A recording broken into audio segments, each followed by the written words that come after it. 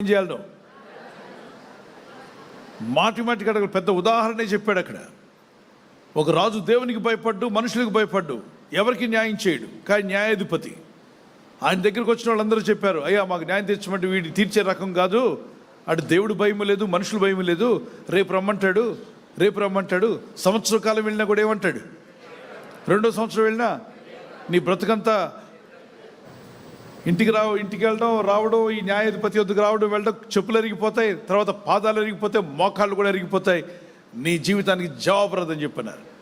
అయితే ఒక విధవరాలు మాత్రం ప్రభు చెప్పిన మాటే, ఆమె మాటి మాటికి ఏమాత్రం నిరుత్సాహపడకుండా, విసిగిపోకుండా, మాటి మాటికి ప్రతిరోజు అతను ఆ రోజుల్లో రథాల్లో వచ్చేవాళ్ళు.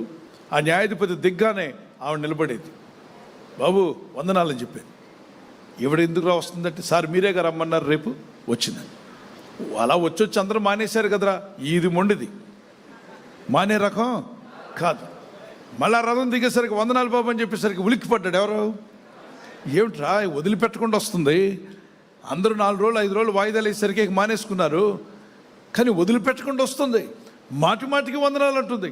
ఎప్పుడు బండి దిగుతున్నా ముందు అక్కడ నిలబడుతుంది వరుసలో, బాబు వందనాలు, నాకు న్యాయం తీర్చండి.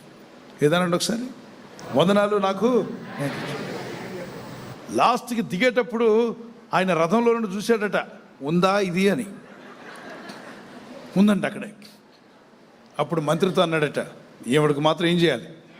న్యాయం తీర్చాల్సింది. ఎవరికి తీర్చినా తీర్చకపోయినా ఎవడికి మాత్రం ఏం చేస్తాను? న్యాయం తీరుస్తాను, రామ్మా నీ ఫైల్ పట్టరా అని చెప్పి న్యాయం తీర్చి పడేశాడట. ఇంత గొప్ప ఎగ్జాంపుల్ యేసయ్య చెప్పాడు. లూకాసు వార్త 16వ అధ్యాయం 18వ అధ్యాయం, లూకాసు వార్త 18 1 నుండి 7వ వచనం వరకు ఇంత గొప్ప ఎగ్జాంపుల్ ప్రభు ఇచ్చి, ఆ ఎగ్జాంపుల్లో